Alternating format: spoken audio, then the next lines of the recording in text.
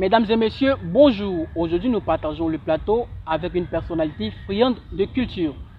Madousou Dosso Koléa est notre invité du jour. Qui êtes-vous, Madame Koléa? Merci, Monsieur Sanogo. Merci pour cette tribune que vous m'offrez. Je suis Madame Madousou Dosso Koléa, présidente du Club des Amis de la Culture. Je suis productrice culturelle et voilà, une grande amoureuse de la culture, comme vous l'avez dit. D'accord, pour vous, c'est quoi la culture? La culture, c'est, on va dire, l'identité d'un peuple. Voilà, la culture, c'est l'identité d'un peuple. Et donc, nous, au niveau du Club des Amis de la Culture, nous œuvrons pour la promotion et la valorisation de nos valeurs culturelles. Et décrivez en quelques mots le FITCA. Le Festival international de la diversité culturelle est un festival que nous avons initié, on dira, l'an dernier.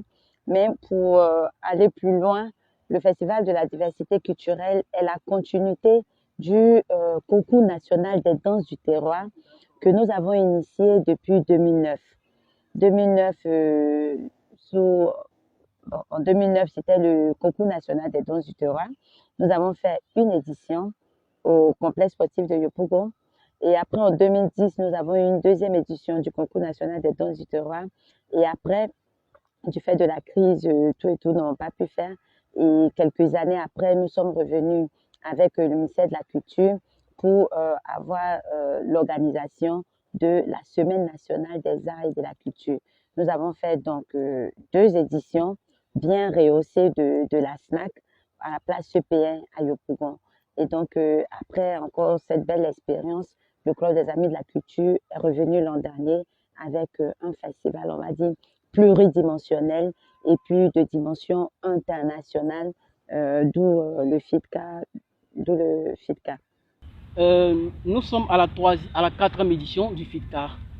Quelle est la particularité du FITCA 2023?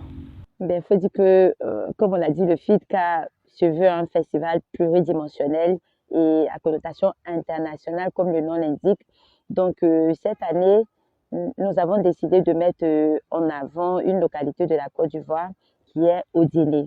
Donc, Odiné sera cette année la ville à l'honneur du FITCA 2024.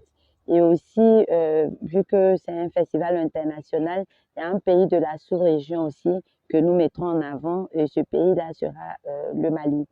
Et voilà, donc en tout cas, il y a beaucoup d'attractions.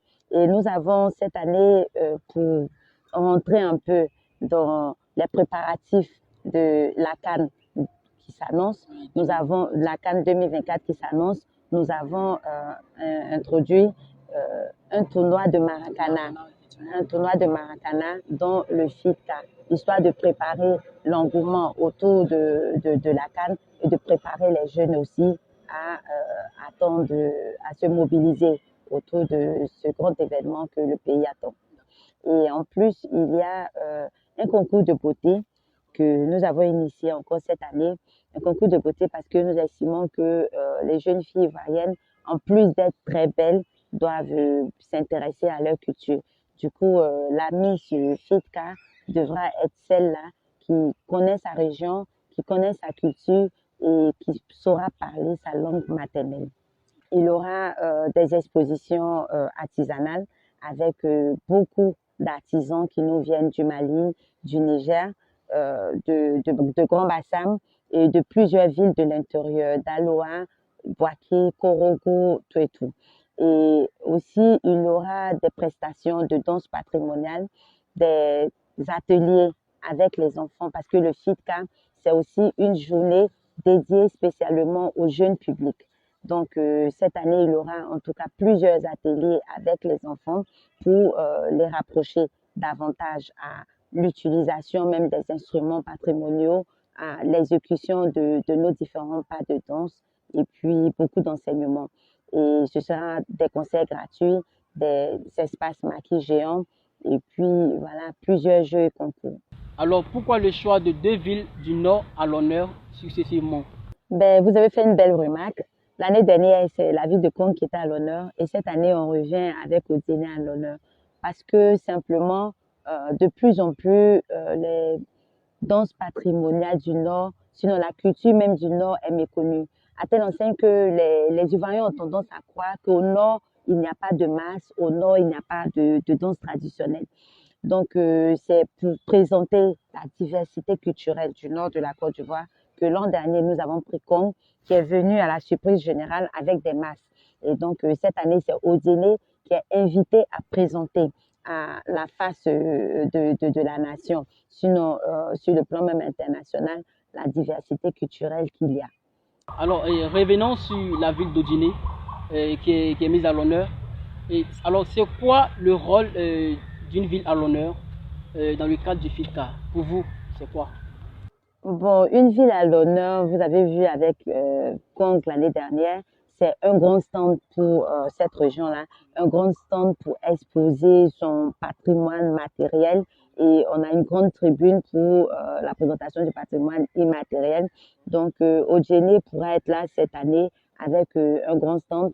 Nous, on veut bien découvrir toutes les richesses d'Odjiné et on invite toutes les populations abidjanaises à venir et puis découvrir.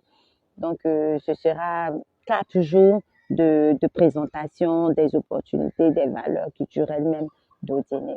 Et pourquoi le choix du thème pour une jeunesse au service de la valorisation du patrimoine? Pourquoi ce choix-là? Oui, parce que le président de la République lui-même a placé cette année sous le thème de la jeunesse. Donc, nous, on rentre dans cette démarche-là. Et aujourd'hui, plus que jamais, la jeunesse ivoirienne a besoin de repères.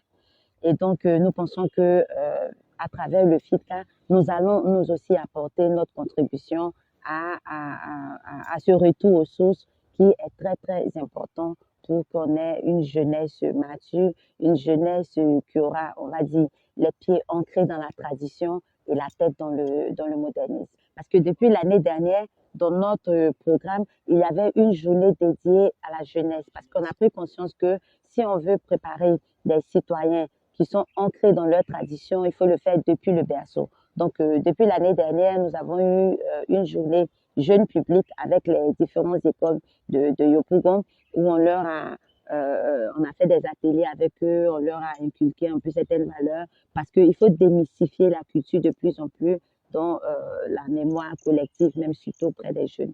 D'accord. Dans le cadre du FIDCA 2023, qu'attendez-vous des acteurs du patrimoine culturel ivoirien? Ben, c'est plutôt ça, un engouement. On souhaite un engouement et puis une appropriation même de la chose culturelle. Voilà, donc le FIDCA se veut un festival populaire, mais un festival vraiment dans lequel les populations ivoiriennes vont se retrouver. D'accord. Et le FIDCA, c'est certes la sauvegarde du patrimoine culturel, mais que gagnent les personnes qui seront amenées à concourir au cours de ce festival? Oui, le FIDCA, c'est une tribune de scène émulation et donc tous les participants, c'est vraiment une occasion, une belle opportunité qu'ils ont de communier et de célébrer avec tous les autres peuples résidant en Côte d'Ivoire le brassage culturel. Et donc, je crois que c'est une valeur qu'on ne peut même pas estimer tout et tout. D'accord.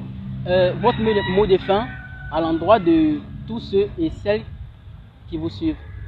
Ben, je voudrais,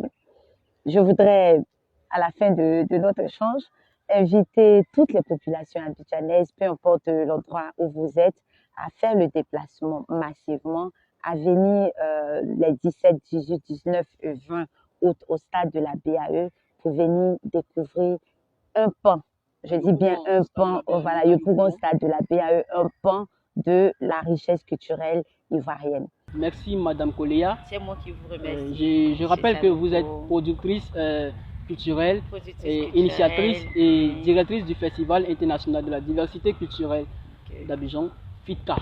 Merci. Merci à vous et merci de nous avoir suivis et à bientôt.